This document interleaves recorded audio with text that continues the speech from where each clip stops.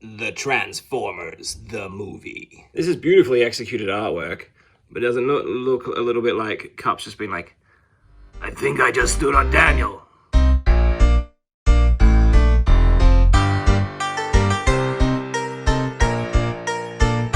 Here he is, Mr. Experience. Oh snap. You're up. Fix me. I will fix you, but first, how beautiful is this diorama art? As far as action features go, it might be a little macabre, but it's a pretty good nod to the movie. Just give me 1 second and we'll get KUP back in action and ready for review.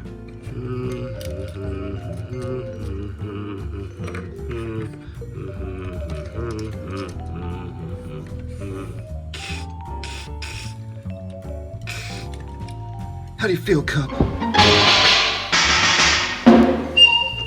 He is pretty cool.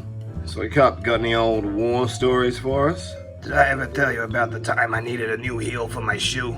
I wore an onion on my belt, which was the style at the time. So I needed to catch the ferry to Morganville, called Shelbyville in those days. Used to cost a nickel. Nickels were called bumblebees. Give me 5 bumblebees for a quarter, you'd say.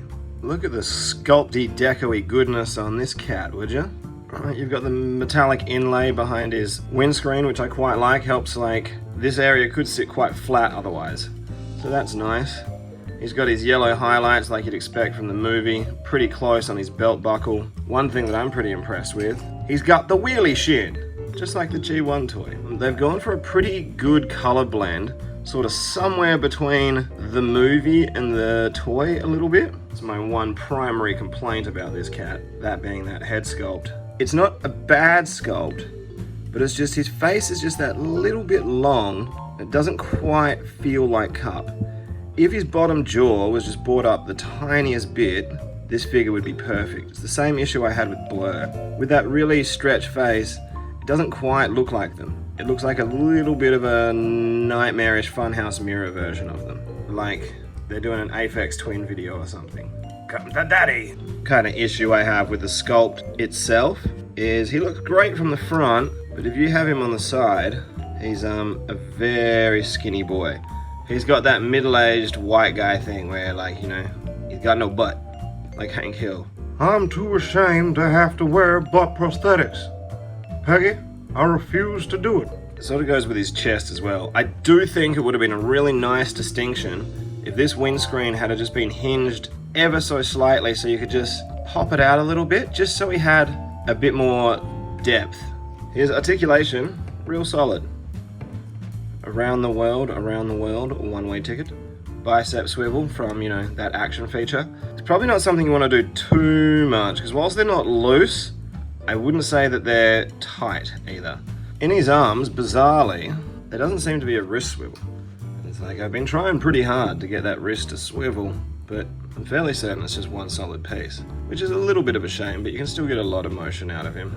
Head is on a pretty good ball joint. He's got a little neck section, like a little collar, which is something I always really like on Transformers. It just makes them seem a little bit more realistic. You get a waist swivel, which is always appreciated. Universal joint for the thighs, which you can get pretty good range of motion out of. Hinged knees, which get to pretty well 90, which is cool. And then he's got a toe. Ooh. As well as dink, angle tilt. So all in all, even if he is a little skinny at some angles, you can still get some pretty great shapes out of him. Him being so like thin and his face being so drawn and skeletal, it almost reminds me more of Spotlight KUP, where he was all crazy on that crystal planet, more so than it does G1 KUP. Now, being able to go to paces is not the only thing that old mate KUP can do. He also came with a couple of accessories. You get this little blaster, which I assume must be based off his G1 gun or some such. Old-timey zap, zap, zap, zap. Perhaps most excitingly, he comes with his little tin of Energon goodies. Blink.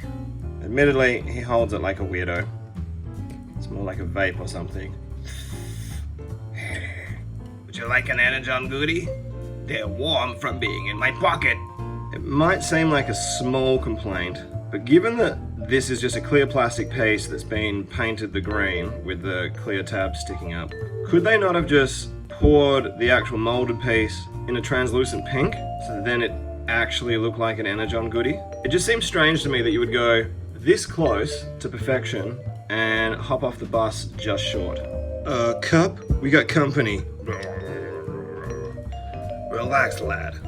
I'll try the universal greeting. Universal greeting? Yeah, universal greeting. Firstly, watch your tone. Secondly, watch and learn. Hello. Sawed off. You want some of this? Huh? You want some? The universal headbutt works every time. Alright, I wanted the comparisons with this guy to be worthy of KUP. I really wanted them to rule. Wreck and roll. Roadbuster, Whirl, Sandstorm, Broadside, Twin Twist, Topspin, Springer, and Impactor. That is a full frame. So, you know, even though KUP is on the smaller side, I feel like he always is. If you have a look at some of those like All Hail Megatron pics and stuff like that, even in the comics, I think as far as a Wreckers squad go, they all scale together really nice, and I feel like the line aesthetics aren't different enough that I don't feel like they belong together, which is quite cool. Now, I thought it might also be fun to have a look at a few KUPs of Christmas past. So why don't we work backwards in time, huh? So, first up, we got Titans Returns KUP. I really liked him at the time. His paint was a little plain, but he did the job. He no longer does the job. Then we have Transformers Prime KUP, which was kind of just a clever Ironhide repaint, really, but given how much I love the KUPster, I could not help myself and had to get him. Next up, we have a very deep cut KUP, Generations KUP. I still really like this figure. I liked what they were doing in Generations when, oh no, is it Generations or Classics? Ooh, someone will correct me. Maybe Classics, maybe Generations. I really can't remember. Either way, this KUP was really cool because this is when they were taking G1 characters and giving them a little bit of a different flavor. So this was an awesome kind of like Earth mode KUP. Clever transformation, cool Earth look, loved this figure. Going all the way back to 86, we got some G1 KUP action. God. Don't get me wrong, I love G1 and I love the G1 toys because without this, we wouldn't have this.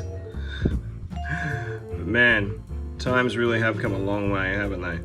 See what I mean? G1 KUP even has it. You just need a little bit more of a steeper incline on that chest to give him kind of, you know, that brawler sort of feel that he has. Can you imagine the long-winded, boring-ass stories you'd get out of this assembly of old bros? Looks like an RSL in here. I think we better get onto the transformation because I can't help but feel that this is turning into a long-ass video. So, to go ahead and get the KUPster into vehicle mode, spin the head. T-pose him, flip him around, pull this whole assembly down, unfold this piece, flip out his wheels, slide around the inside of his shoulders, and bring those arms forward. Phew! I'm going to fold this whole section down, get some deep yoga action going on the KUPster. Once he's down, flip this whole assembly up and over and connect it. Once you've got that in place, then you want to go ahead and get these arms around to try and fill in this cavity. It's a lot of like movie slidey pieces, so you might have to finesse it until it all sits flush. Same on this side. Let's go ahead and fill that in. Very good, sir. You should have something that looks bizarrely like this. What we want to do now, flip down the shins, and we want to hook these pieces in a little bit. There's a tab and a port, and they're now pegging crooked. He is starting to look a little bit like a car, kind of. So then you want to get these pieces, pull them forward, try and slot everyone together. There you go. You can get them, it just takes a little bit of wiggledy wooing because of how many little strange bits are going on. We bring around the back, then we can get these pieces, flip them in to form the tray, kind of. And then on the underside here, these hands will just peg on to the underside of the tray to hold them in place. And then lastly, just go and fold those toes up inside his shins. And here we have KUP in his adorable Cybertruck vehicle mode. Ain't no stopping the Cybertruck. Oh my fucking god. Right, you can go ahead and store his accessories in Cybertruck mode as well, so the Energon goodies can just clip on the side, like so. And then you can do the same thing with his weapon on the other side as well. That'll just peg in there. Boom! You got yourself a truck. As a truck, call me crazy, but I don't think any of these wheels are actually moving. I think I'm just dragging him across the ground. Yeah, there's no rolling there. Let's have a look at him with the original Cybertruck, who does have some rolling power. Very reminiscent, maybe a little bit more like the show. It does seem a little short at the back by comparison, like you've only got half of it, or like he's turned into a little bit like a slipper for Fort Max. That's more or less what it's supposed to look like. That's doing the thing that you need it to do, eh? When I say what I want, I'm gonna take it.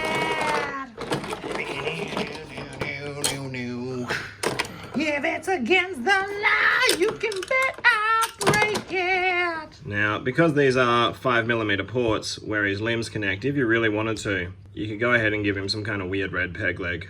Make of that what you will, but I just thought I'd mention it. Oh man, we have fun, don't we? Huh? So that pretty well brings our look at KUP to an end. What y'all think? What's the vibe? Who has KUP? Who's gonna pick him up? Like, subscribe, comment, let me know how you go, and I'll catch you on the next one. All things considered, lad, you did a bang-up job.